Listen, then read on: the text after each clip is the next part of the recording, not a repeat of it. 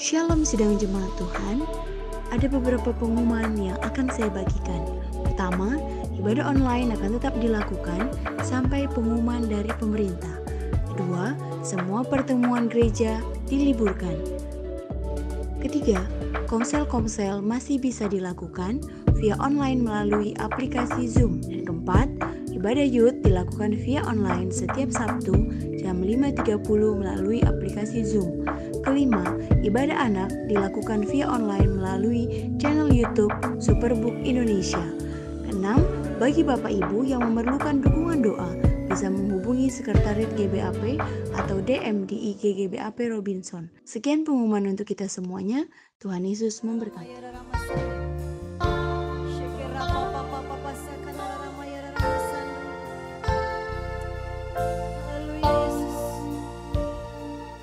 Sama-sama kita katakan, semua karena anugerah-Mu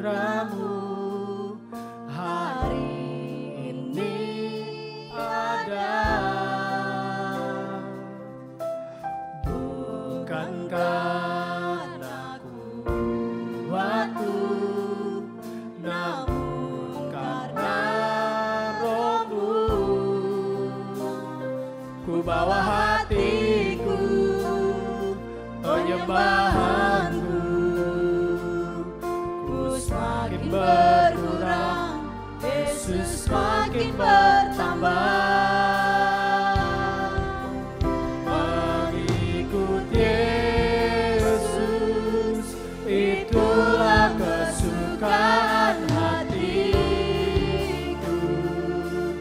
Ku lepas semua hakku untuk mengenal kehendak-Nya di hidupku. Mengiring Yesus, itulah kekuatan hidupku. Ku yakin anugerah-Nya mampu jadikanku hamba yang berkenan selalu. Terima kasih Tuhan, bukan karena kekuatan kami Bapa, tapi karena kekuatan-Mu Tuhan.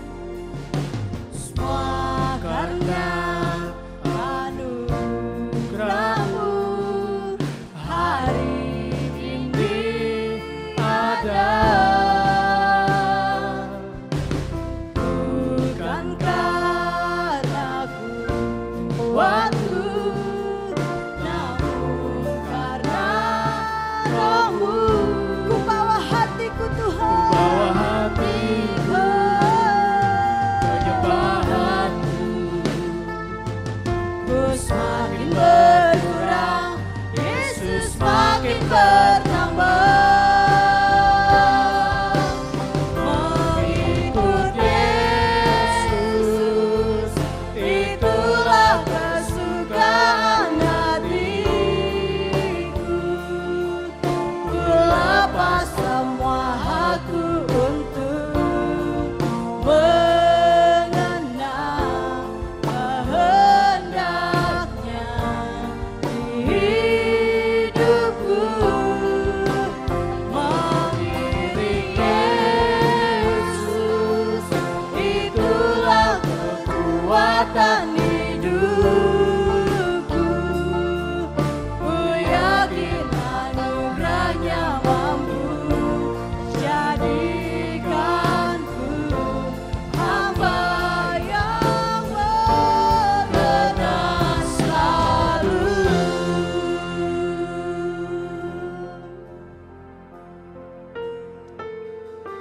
Kami mau menyembah-Mu Tuhan. Kinara lama ya lama syekira papa pasakan lama ya lama sane. Shikinara lama ya lama syekira papa pasakan lama ya lama sane. Sebab hanya Yesus yang layak untuk disembah. Terima kasih Tuhan. Shikinara lama ya lama syekira papa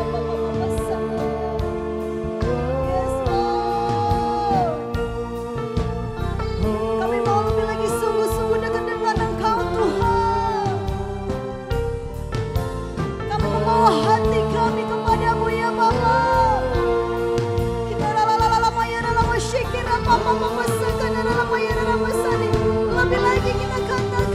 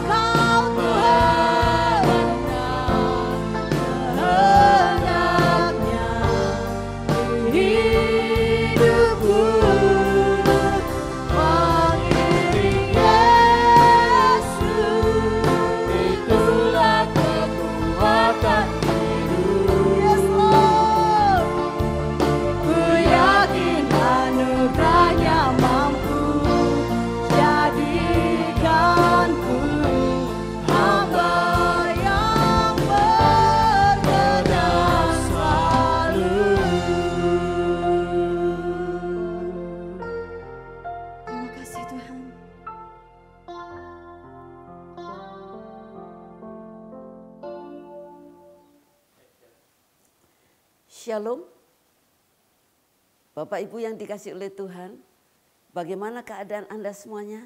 Luar biasa dan dahsyat bukan? Saat ini saya akan menyampaikan firman Tuhan dengan tema mengenal Sang Juru Selamat. Siapa yang kita percaya? Yesus Tuhan Sang Juru Selamat. Tetapi sebelum kedatangan Sang Juru Selamat, kita mesti mengenal Dia betul-betul, yaitu dengan mempelajari Alkitab. Bukan hanya apa kata orang, tetapi dengan mendengarkan apa kata Alkitab. Maka sebelum kedatangan Yesus Sang Juru Selamat itu, Alkitab sudah menubuatkan bahwa Dia itu disebut juga Mesias. Allah memperkenalkan diri sebagai Juru Selamat. Jadi sebetulnya Juru Selamat itu Allah sendiri. Dalam Yesaya 45 ayat 21 di sana dikatakan, beritahukanlah dan kemukakanlah alasanmu, ya biarlah mereka berunding bersama-sama. Siapakah yang mengabarkan hal ini dari zaman purbakala dan memberitahukannya dari sejak zaman dulu? Bukankah aku Tuhan?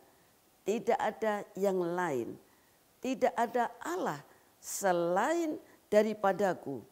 Allah yang adil dan Juru Selamat, tidak ada yang lain kecuali aku. Jadi Allah itu memperkenalkan diri sebagai Juru Selamat. Dan sifatnya itu adalah adil. Dan dia katakan kecuali dia tidak ada. Di dunia ini tidak ada pengadilan yang adil, yang bisa dikatakan adil. Adil itu tidak berpihak kepada siapapun, ya, tetapi menangani satu masalah berdasarkan hukum yang tetap.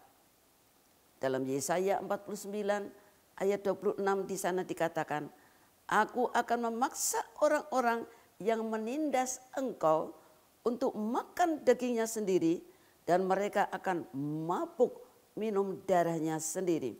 Seperti orang mabuk minum anggur baru.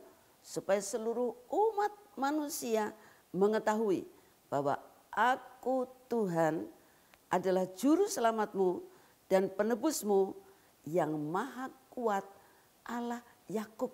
Sekali lagi, Juru Selamat itu adalah Allah secara pribadi. Bapak Ibu yang dikasihi oleh Tuhan. Dan bagaimana karakteristiknya menurut ayat ini tadi? Allah adalah Tuhan. Allah itu yang rahmani dan rahimi. Tuhan itu yang berdaulat atau yang berkuasa. Allah yang penuh kasih, itulah Juru Selamat kita. Kalau dia tidak punya karakter yang rahmani dan rahimi, penuh rahmat dan kasih karunia, penuh kasih dan belas kasihan, tidak mungkin dia mau menyelamatkan manusia yang semula memberontak terhadap dia. Dia juga penebus, berartinya membeli yang tertindas ditebus, Bapak Ibu yang dikasih. Tertindas seperti jadi budak belian gitu ya, jadi pekerja rodi ya, orang dipaksakan melakukan sesuatu, ditindas, kasihan, terhimpit, terhenyak, terinjak, itu dia tebus, dia akan keluarkan, dia akan luputkan. Dia membeli yang tertindas, dia membebaskan yang tertawan, dia membayar harga untuk penebusan manusia yang berdosa, sebab mereka tertindas dan tertawan oleh karena dosanya. Dan manusia tidak bisa menebus dirinya sendiri, harus orang lain. Seperti kalau saya tenggelam, saya tidak bisa menyelamatkan diri saya sendiri.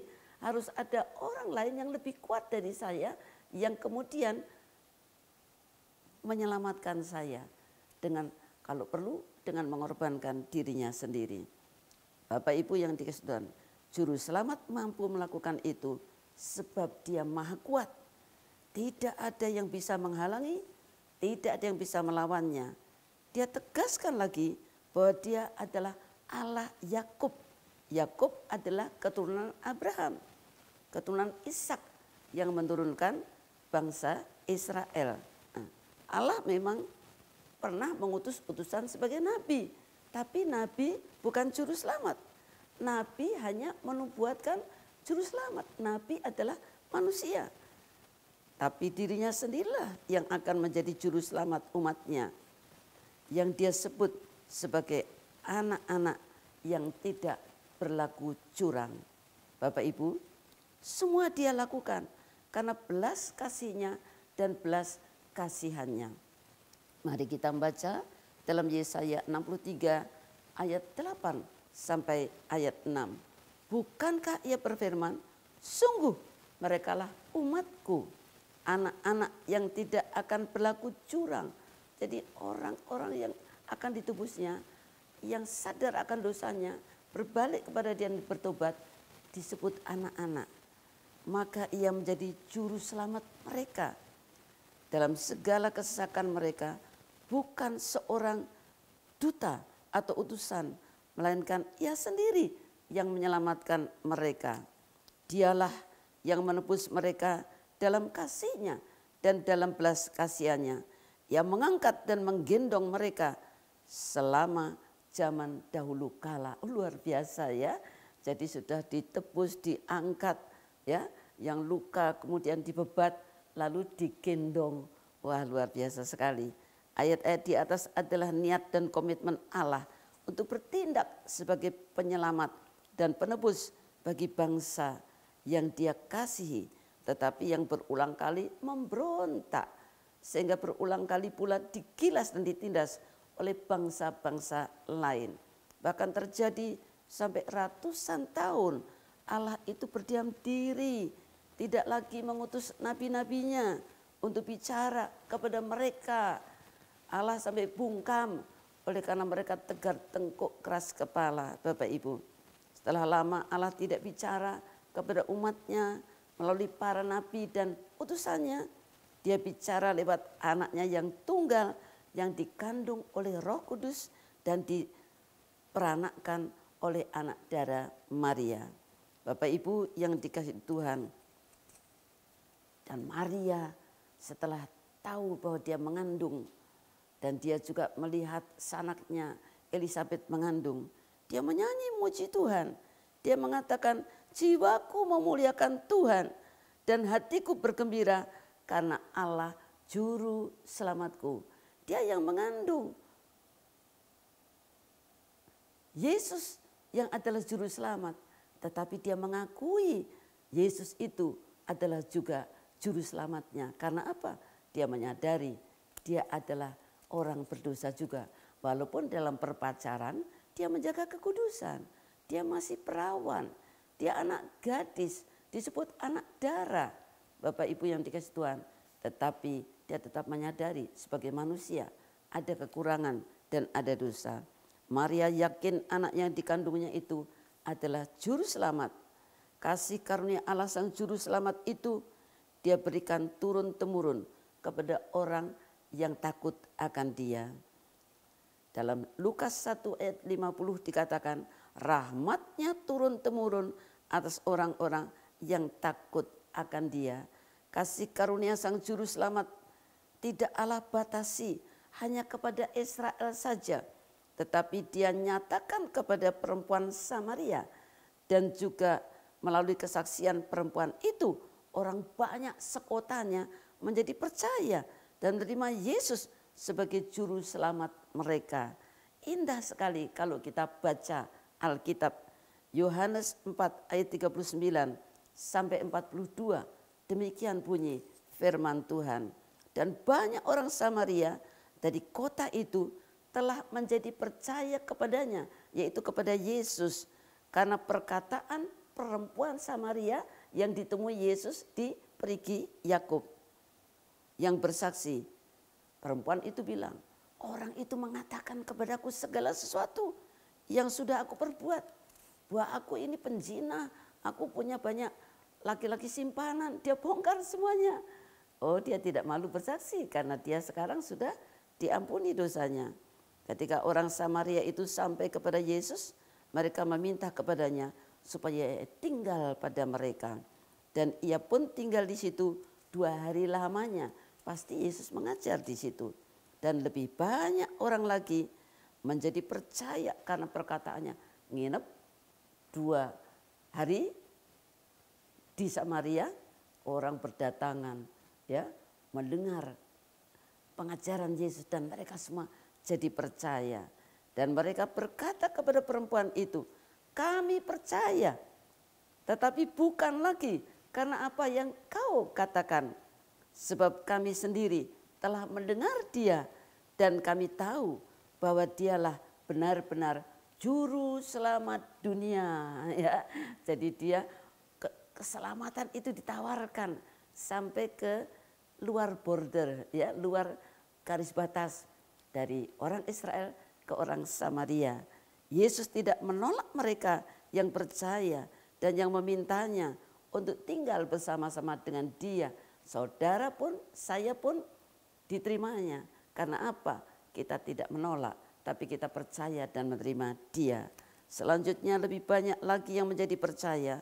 Kali ini bukan hanya karena perkataan perempuan tadi. Bapak Ibu, jadi Anda dan saya perlu mendengar orang lain menyaksikan tentang Yesus. Lalu saat kita percaya, undanglah Yesus tinggal dalam hidup kita. Lalu mari kita bukan hanya dari mendengar kesaksian saja kita percaya. Kita sekarang mulai mendengar Yesus langsung mengajar kepada kita melalui firman-Nya sebagai komunitas orang yang sudah percaya. Ya, kita bisa berkumpul 2-3 orang. Kita bisa berkumpul lebih lagi Bapak Ibu yang dikasihi Tuhan. Lalu komunitas demi komunitas itu bergabung menjadi satu gereja lokal. Gereja lokal dengan gereja lokal bergabung menjadi satu, yaitu kumpulan di daerah. Setelah daerah dengan daerah berkumpul menjadi satu sinode. Sinode dengan sinode dinaungi oleh aras nasional. Bapak Ibu yang dikasihi Tuhan, Yesus Kristus Tuhan Juru Selamat penebus dosa sudah mati disalibkan dan dikuburkan. Dalam Matius 15 ayat 20a dan 20b di situ dikatakan, sesudah mengolok-olokkan Dia, mereka menanggalkan jubah ungu itu daripadanya dan mengenakan kepadanya pakaiannya. Kemudian Yesus dibawa keluar untuk disalibkan. Ya, jadi juru selamat itu bukan menyelamatkan enak-enak, korban darah, korban nyawanya sendiri dengan siksaan, dengan ejekan, dengan olokan, dengan cambukan, dengan pentungan, dengan mahkota duri yang ditekan pakai buluh, cerap masuk ke kepala, mengeluarkan darah semuanya. Karena pikiran kita perlu disucikan, Bapak Ibu yang dikasihi Tuhan, hati kita perlu disucikan. Dia mati disalib.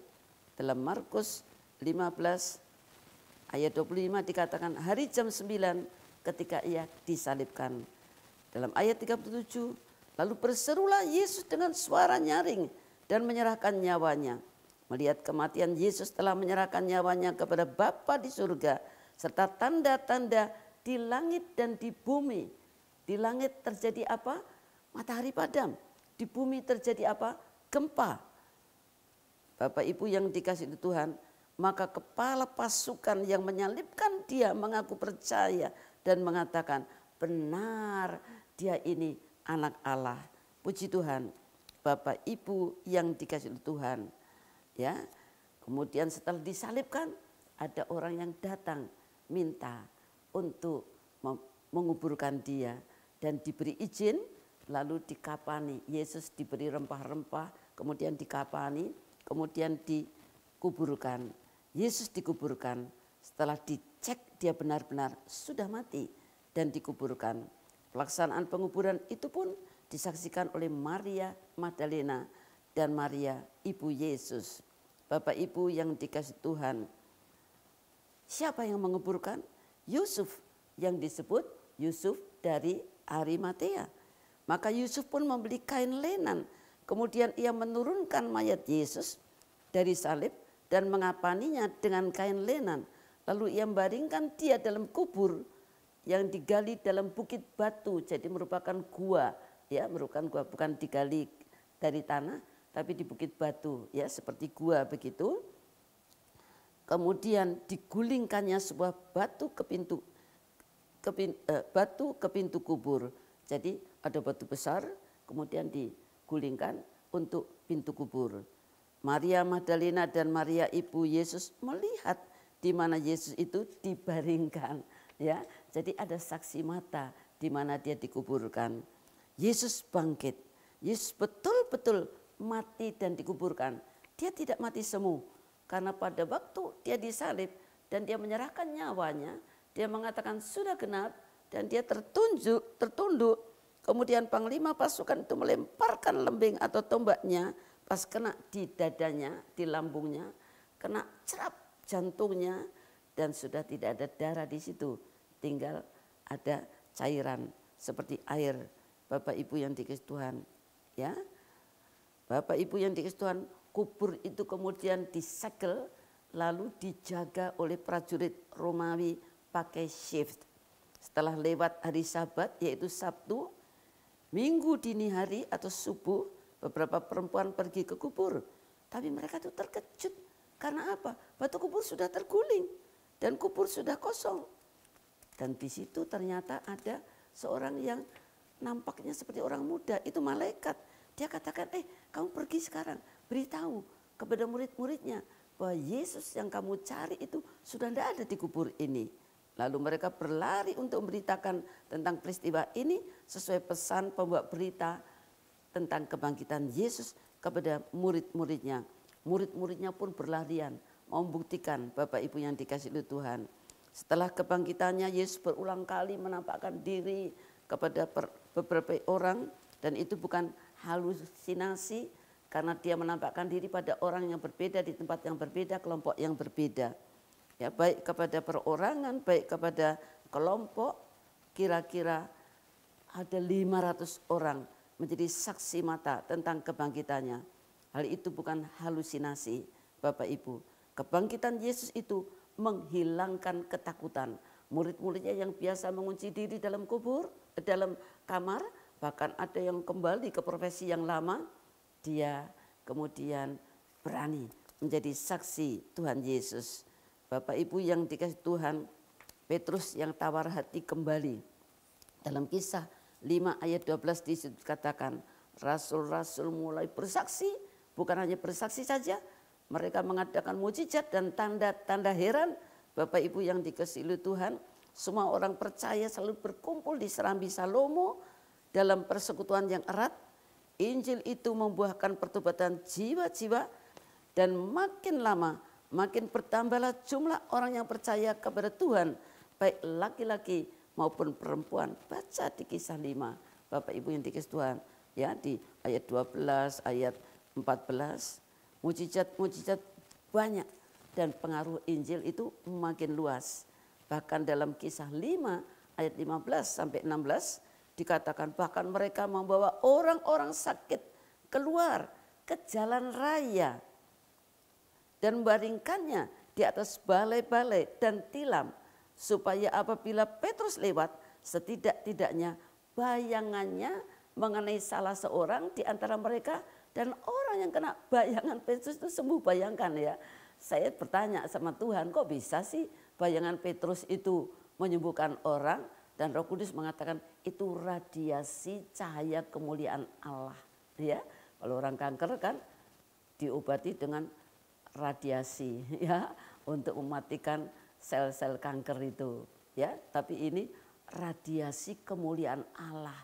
Ya, jadi dipancarkan dari tubuh Kristus, tubuh Petrus menyembuhkan orang. Dan juga orang banyak dari kota-kota di sekitar Yerusalem. Jadi dari mana-mana berdatangan Bapak Ibu yang dikasih Tuhan. Datang berduyun-duyun serta membawa orang-orang yang sakit dan orang-orang yang diganggu roh jahat. Dan mereka semua disembuhkan. Jadi setan-setan juga diusir. Seperti apa yang dilakukan Yesus sekarang dilakukan oleh Petrus. Bapak Ibu yang dikasih Tuhan, mulailah imam-imam besar itu dan pengikut-pengikutnya jadi iri. Jadi mereka tangkap saja orang ini, ya.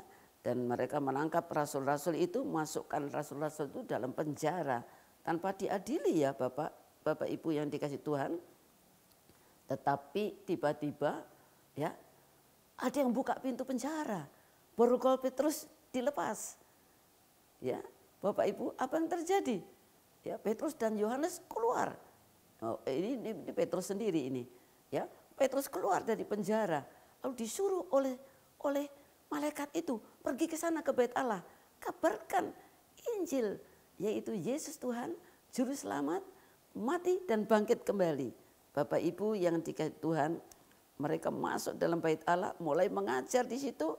Sementara itu imam-imam besar dan pengikut-pengikutnya menyuruh mahkamah agama berkumpul, yaitu seluruh majelis tua-tua bangsa Israel, dan mereka menyuruh mengambil rasul-rasul itu dari penjara. Tidak ada di penjara. Pintu penjara tetap terkunci. Tetapi hanya Petrus yang bisa keluar. Karena malaikat membuka pintu itu. Setelah itu digembok lagi. Haleluya. Bapak Ibu yang dikasihi Tuhan. Ya, kami mendapati penjara terkunci. Dengan sangat rapi. Dan semua pegawai ada di tempatnya. Tapi setelah membukanya, tidak ada orang dalam penjara itu. Ya.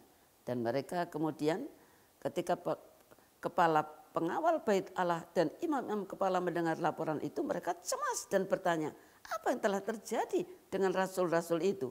Tapi datanglah seorang yang mendapatkan mereka dan beri kabar, lihat orang-orang yang telah kamu masukkan dalam penjara itu sekarang ada dalam Bait Allah mengajar, orang banyak berdatangan.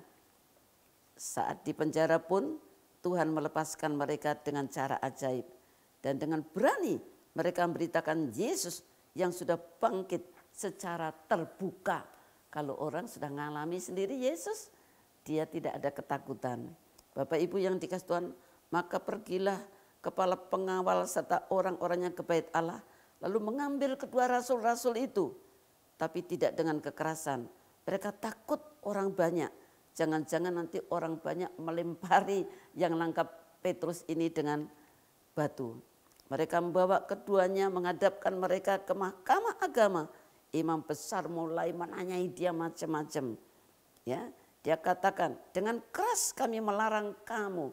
Kamu tidak boleh lagi ya ngajar dalam nama Yesus itu. Ya, tapi kamu sekarang ini sudah memenuhi Yerusalem dengan ajaranmu. Dan kamu hendak mengagungkan darah orang itu yang sudah mati itu kepada kami. Tapi Petrus dan rasul-rasul yang lain menjawab katanya, kita harus lebih taat kepada Allah daripada kepada manusia. Allah nenek moyang kita telah membangkitkan Yesus yang kamu gantungkan pada kayu salib dan kamu bunuh itu.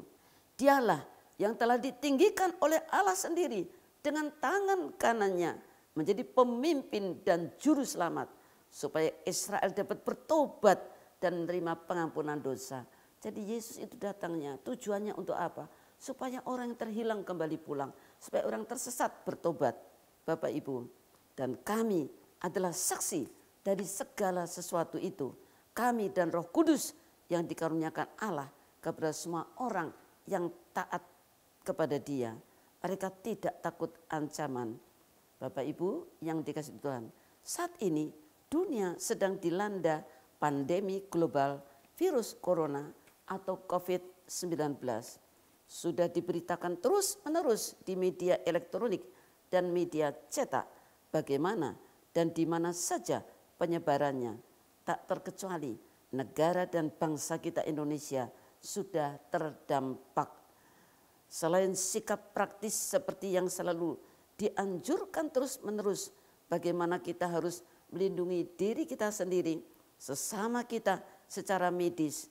Maka sebagai orang yang percaya kepada Yesus Kristus Tuhan dan Juru Selamat yang sudah mati dan bangkit bagi kita, hendaknya kita punya keyakinan iman dan kasih Yesus yang tidak pandang rupa. Kita tetap harus percaya pada kuasa-Nya yang tidak berubah dan kekal selama-lamanya. Dia berjanji untuk menyertai kita selama-lamanya sampai kesudahan alam. Bahkan kalau terdampak dengan virus itu sekalipun, kita tetap percaya bahwa Tuhan itu menyertai kita. Injil adalah kekuatan Allah yang menyelamatkan semua orang yang percaya kepada Yesus. Bapak Ibu yang dikasihi Tuhan, teguhkan iman dalam Injil. Jangan ragukan Injil. Alami Injil yang penuh keajaiban dan mujizat. Beritakan Injil kepada siapa yang butuhkan, supaya sebanyak-banyaknya orang menjadi percaya dan beroleh keselamatan. Sementara kita mengisolasi diri di rumah, ada yang bekerja di rumah, ada yang belajar di rumah, dan beribadah di rumah. Mari kita tenang duduk di bawah kaki Tuhan. Ajak keluarga berdoa dan memuji Tuhan bersama-sama. Banyak bersyukur. Kenakan perlengkapan senjata rohani untuk melawan apa yang mungkin membuat kita takut, khawatir, galau, dan cemas. Akhirnya hendaklah kamu kuat di dalam Tuhan, di dalam kekuatan kuasa-Nya. Kenakanlah seluruh perlengkapan senjata Allah supaya kamu dapat bertahan melawan tipu daya iblis. Karena perjuangan kita bukanlah melawan darah dan daging, tetapi melawan pemerintah, melawan penguasa. Maksudnya pemerintah itu bukan pemerintahan negara kita, tapi pemerintahan kuasa kegelapan, hierarki kuasa kegelapan. Penghulu-penghulu dunia yang gelap ini melawan roh-roh jahat di udara. Virus-virus itu ditularkan melalui droplet. Ya, kalau saya batuk atau saya buang ingus, ada cairan ya dari hidung saya, ada cairan keluar dari tenggorokan saya, dan itu mengenai suatu barang, dia bisa nempel di situ. Kalau terkena manusia sasarannya, dia bisa nempel di tubuh orang itu, Bapak Ibu yang dikasihi Tuhan, dan dia akan berkembang biak 10 kali lipat, 10 kali lipat ya.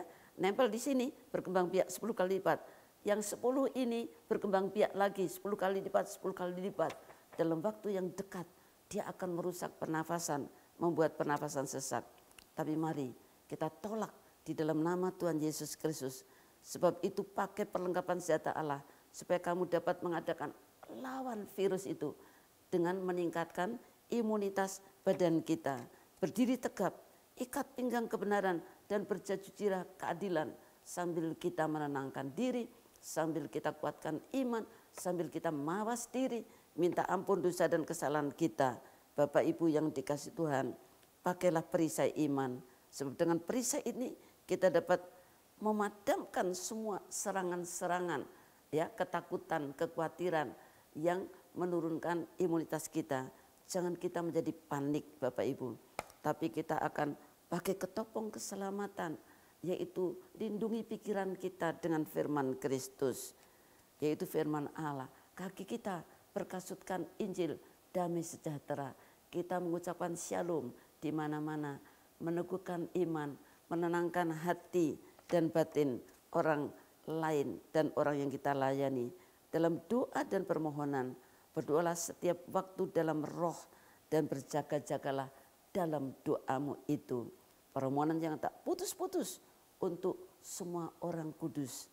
Menghadapi situasi yang sesulit apapun dan di tengah kesulitan, kiranya iman dan kasih kita kepada Tuhan harus tetap terus berkembang. Jangan sekali-kali meninggalkan Tuhan. Jangan kita menyangkal iman kita kepada Yesus Kristus Tuhan dan Juru Selamat kita. Mari kita berdoa. Bapa dalam surga, aku melepaskan berkat shalom kepada Indonesia, shalom kepada gereja Tuhan, shalom kepada sinode-sinode, shalom kepada yang jauh ataupun dekat, shalom kepada seluruh dunia. Kiranya virus corona segera berlalu dalam nama Yesus, dan sementara berperang terhadap virus corona ini, mohon Tuhan cukupkan segala sesuatu yang dibutuhkan oleh bangsa-bangsa dan negara-negara, kelengkapan untuk tim medis. Kiranya Tuhan menjawab engkau pada waktu kesesakan. Kiranya nama Allah Yakub membentengi engkau. Kiranya dikirimkannya bantuan kepadamu dari tempat kudus dan disokongnya engkau dari Sion. Kiranya diingatnya segala korban persembahanmu dan disukainya korban bakaranmu. Kiranya diberikannya kepadamu apa yang kau kehendaki dan dijadikannya berhasil apa yang kau rancangkan. Tuhan memberkati engkau dan melindungi engkau. Tuhan menyinari engkau dengan wajah-Nya dan memberi engkau kasih karunia. Tuhan menghadapkan wajah-Nya kepadamu dan memberi engkau damai sejahtera. Damai dari Bapa, cinta kasih dari Tuhan Yesus Kristus, dan persekutuan dengan Roh-Nya yang kudus menyertai kita semua dari sekarang sampai Maranatha. Tuhan Yesus Kristus datang kembali. Haleluya. Mari yang percaya katakan amin.